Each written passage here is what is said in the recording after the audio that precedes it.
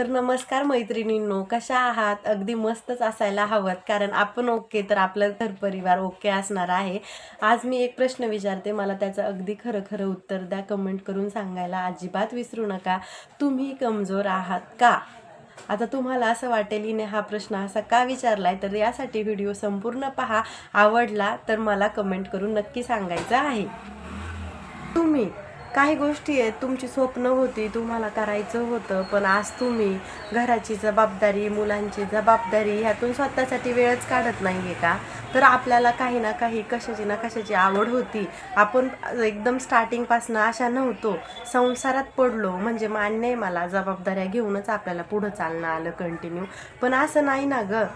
तुम्हाला काहीतरी गोष्टींमध्ये इंटरेस्ट होता, तुमची पण काहीतरी स्वप्न होती. मान्य आहे, काहींची मुलं आता लहान आहेत, काहींची मोठी झाली आहेत, तर आता करूयात ना आपण एका नवीन कामाला सुरुवात. आणि का नाही करायची? आज आपण स्वतःसाठी काहीतरी एखादा स्टँड घेतलाच पाहिजे ना. हां, तर आपण घेतोय का तो स्टँड स्वतःसाठी?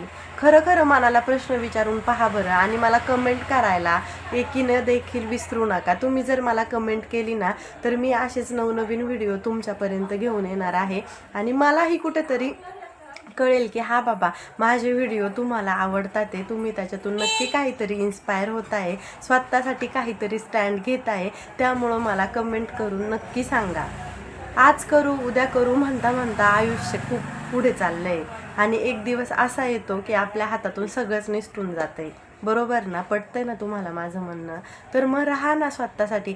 हे पहा, समाज कसा असतो. आपण जर शांत राहून पाहतच बसलो तर म्हणणार, हा पहा ती खूप आगावच दिसतेय, गर्विष्ठ दिसतेय, काही बोलत नाहीये, स्वतःला शहाणी समजतीये. मग अशा वेळेला आपल्याला पण कुठेतरी हर्ट होतं ना.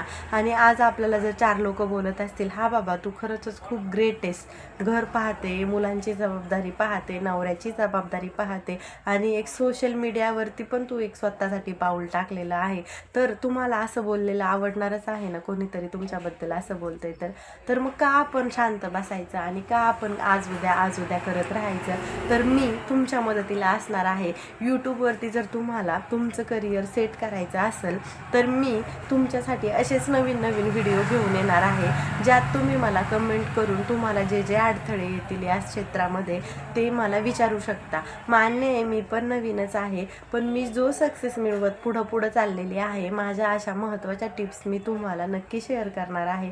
माझी मनापासून एवढीच इच्छा असणार आहे, कारण की मी पाहतीये मी आज किती जीव ओतून ह्या काम करतीये. एक सबस्क्रायबर जर वाढला ना, तर आनंद द्विगुणित होतो.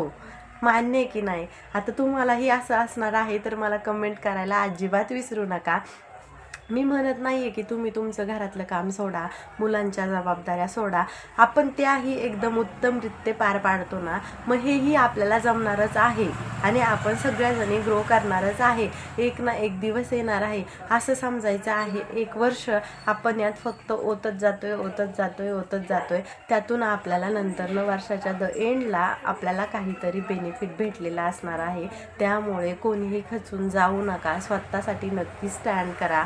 पॉईंट कुठले घ्यायचे, काय करायचे, तुम्ही मेन म्हणजे आधी माझ्या चॅनलला सबस्क्राईब करा, जेणेकरून मला तुमचे काय प्रश्न असतील तुम्ही मला बिनधास्त विचारा. मी तुम्हाला माझ्या चॅनलबद्दल देखील किंवा तुमच्या चॅनलबद्दल तुम्हाला जे प्रॉब्लेम येणार आहे ते तुमच्यासोबत शेअर करत जाईल. मी तुम्हाला कसं करायचं आहे सगळं याबद्दल माहिती देणार आहे. त्यामुळं सर्वप्रथम आधी सगळ्यांनी चॅनलला सबस्क्राईब करायला अजिबात विसरू नका. आणि माझा जर व्हिडिओ महत्त्वपूर्ण वाटत असेल किंवा आवडला असेल, तर मला प्लीज सपोर्ट करा, कारण की एकमेकाला जर आपण सपोर्ट केला ना, तर आपण लवकर ग्रो होऊ शकतो. मी देखील तुम्हाला सपोर्ट करणार आहे.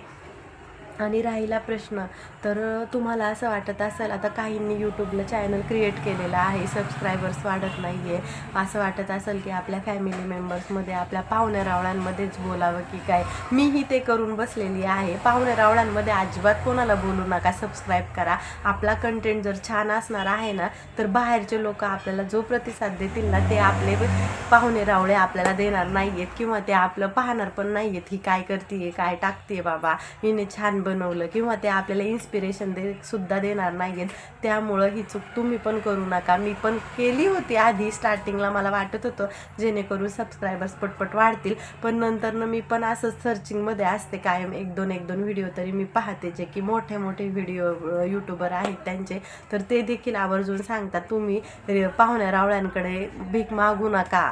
तुमचा कंटेंट जर छान असणार आहे तर तुम्ही ग्रो होणार आहे. मान्य आहे काहींचे सबस्क्रायबर्स खूप झपाट्याने वाढत असतील, आपल्या दिवसाला 2 सही 3 सही आपण काही ना काही अचिव्हमेंट करणार आहे.